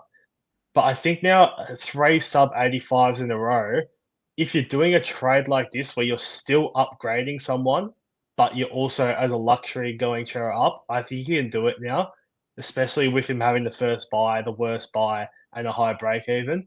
So I really like it. In terms of ranking or Dunkley, I'd go ranking. But yeah, I really think Chera is someone that if you are upgrading someone else around him, luxury trade him out at this point. But I'd be interested in your thoughts about Chera. Oh, I'm just going to hold him, honestly.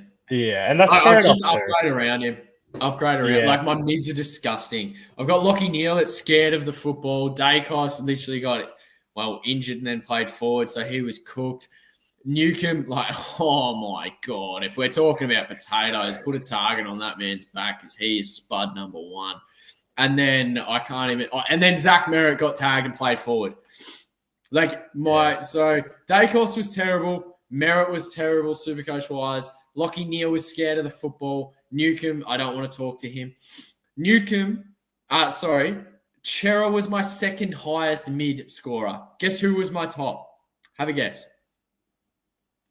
I know you have Brayshaw. So do you have Rosie? Rosie? Nope. Can't remember who you have, but by your tone, I think it's someone you wouldn't expect to be your highest mid scorer. Yep. Have a guess. Have a guess. Do you have Marich in your midfield? Yeah, there we go. I just wanted you to walk into that to make me feel better about it. But yeah, and then Ned Long and Hustwaite. So yeah, no. Interesting, actually.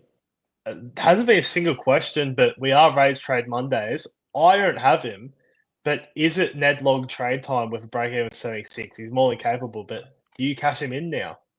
Average is 88 at the MCG, so I'm holding this week. Yeah, that's fair enough. And every Collingwood Adelaide game has been close. That man loves a snuggle, so I'm expecting not like a 190, so I'm expecting like a 140. I just wanted to see your reaction. Honestly, a 70 plus, and I'll be happy. That's how dire things are getting.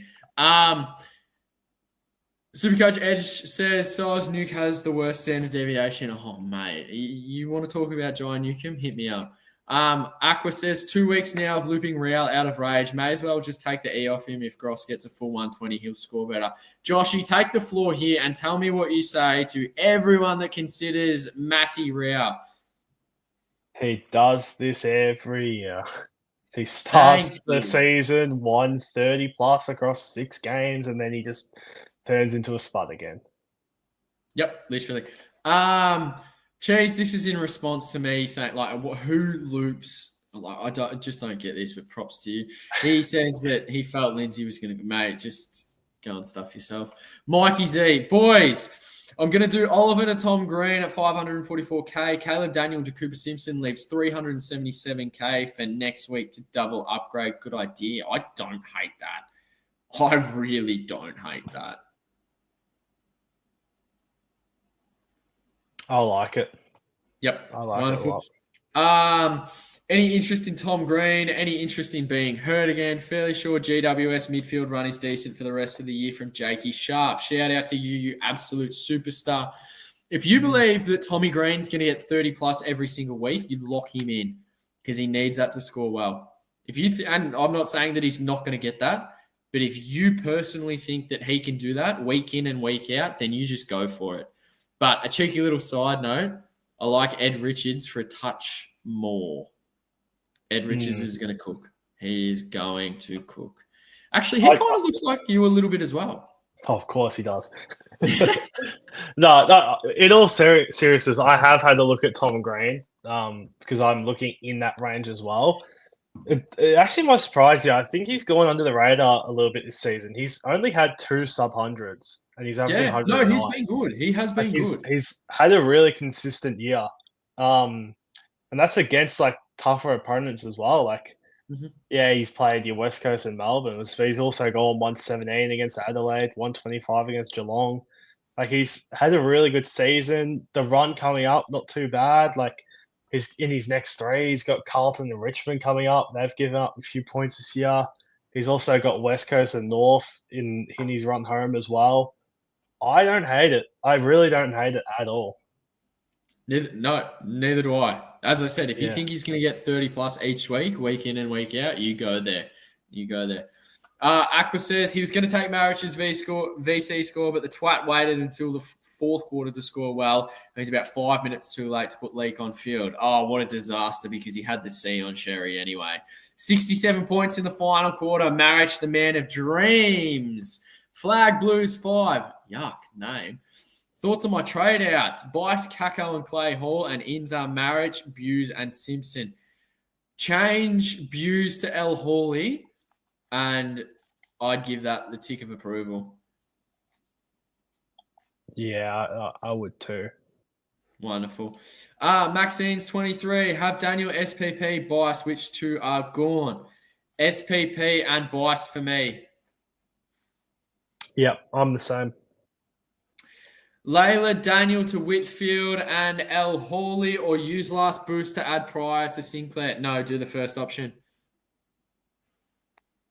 Oh, if that's in addition to those trades, I'd 100% boost prior to Sinclair and getting Sinclair and Whitfield in the same week. Is that, or is it just like, what's that? Is that going to be Lawler, Daniel, and prior to Sinclair, Whitfield, El Hawley? I wouldn't go Sinclair. I'd probably go Zorko. No, I think I'd still team Sinclair, but I would use a boost if you're getting Whitfield and Sinclair or Zorko. Pryor reset his break even though. Yeah, I but don't like think him for it. Sinclair and Whitfield, getting them to win, that's massive. Like, huge. Getting Whitfield is enough for me. Like, I'm so in love with that, man. Yeah. It's disgusting and very disturbing. Willow says Joshy is now to be known as LED Josh. How do you like that one? Well, this was the guy that said he was having seizures. So. Yeah. Shout out to him. You're the reason he changed it. Michael Higginson says Narkle injured for the next 6 to 8 weeks means one less player competing for those last spots in Freo team. Might assist Simpson and Erasmus. Well, Narkle didn't even play on the weekend. Thursday night. I don't think he did. No. And you can't go Erasmus now at 150k. No, not after he's made sub. We are so fortunate that Freo played the first game of the round. Because if they were when we were live doing that for Team Drop Thursdays, my God, that was criminal. If they were in their usual 440 Sunday slot, we all would have been stuffed. We all would have copped the Erasmus. And just on Erasmus, obviously, because he was sub, he played waffle. And he had 30 touches, 7 marks, but only 1 tackle. And I know that JL said that he has things to work on before the game.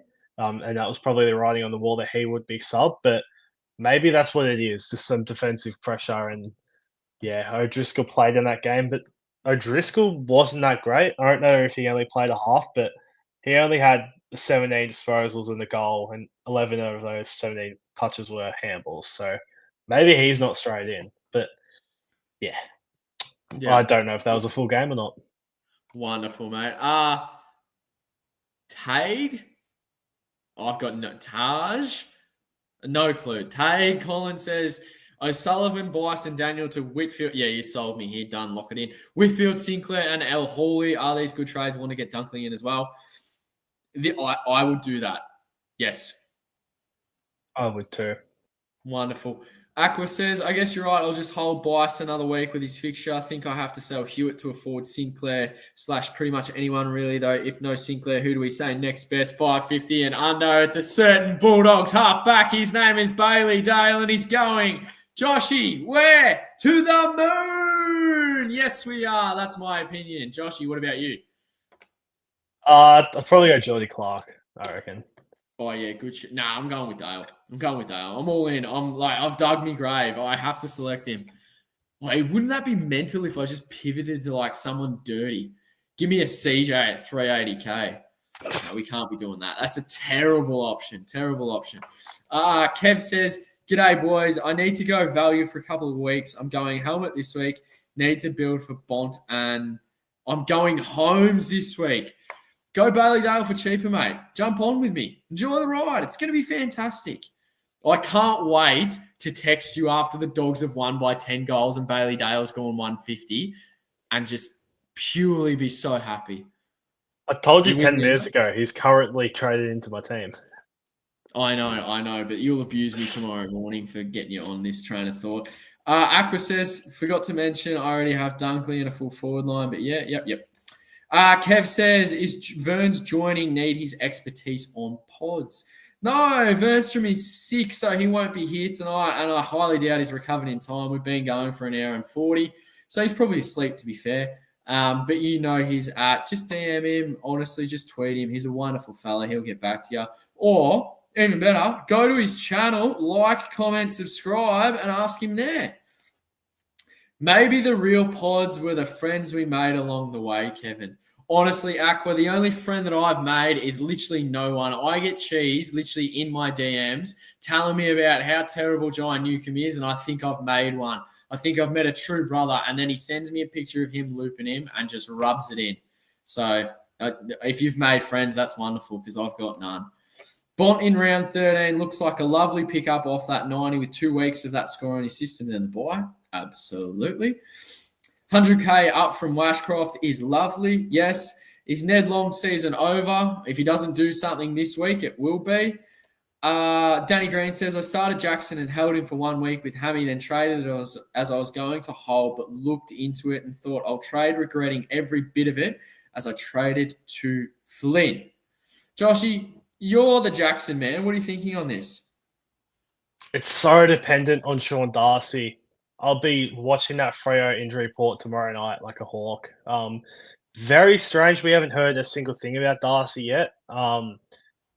Like when you search his name up on Twitter, it actually comes up with people calling from to be dropped. No actual news on the injury, but yeah, if Jackson can come in to that number one ruck role without Darcy for a long period of time, I'd be getting him in. Honestly, I think he's 540k is such value. Yeah, agreed. All right, we are going to quick fire the last couple of I don't know how many questions there are, but we've got to head off. We've got to get through it. Right, Joshy, Bryson Flynn for Whitfield and Al Hawley, or Bryce Flynn and Daniel for Whitfield, Dunkley, and Simpson. What are you doing? The first one. First one, I agree.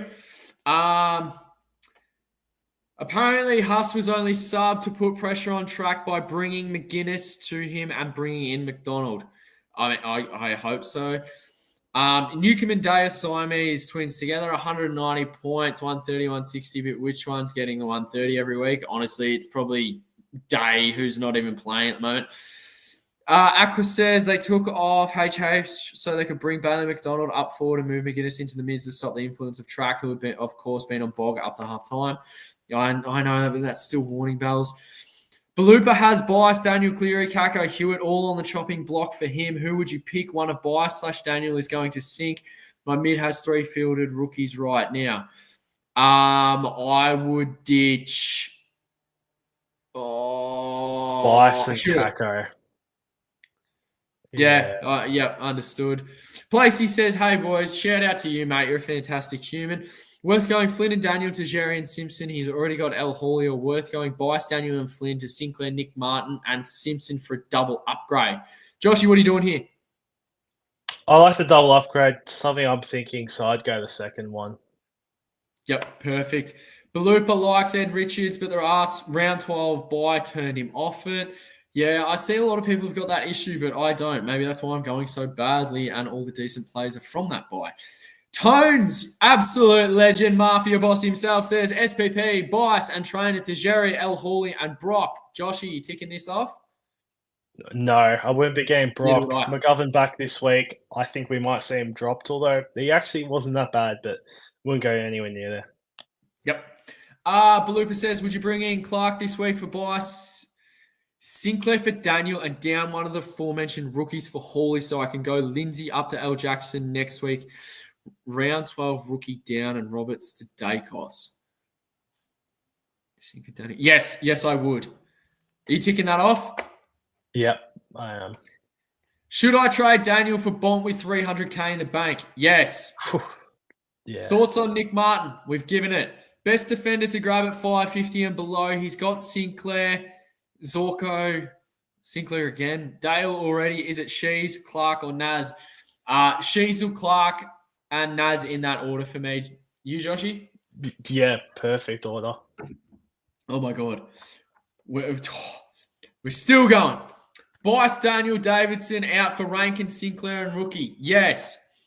Scared of Al Hawley. Big sub risk. You've been over that, haven't you?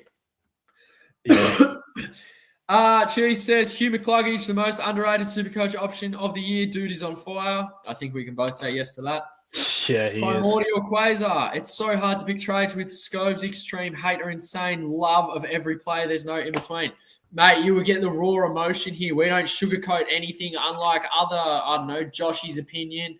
When I send him a message, he's like, oh, yeah, that could be all right. No, I'll give it to you straight, mate. No stress there. Verns out for 2 weeks with the man flu, or will he make a superhuman recovery? No idea. We might never, ever see him again. Who knows? Kev, you guys convinced me. I'm going Dale instead of Holmes. Works better for my buys. That's what we're here for. Jump on the Dale train, mate.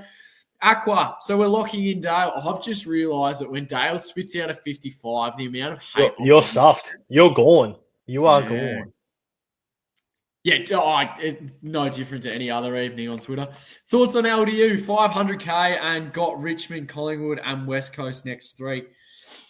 There's a certain defender that you could probably get with some DPP that'll cost you 6k less. Bailey Dale, come on down.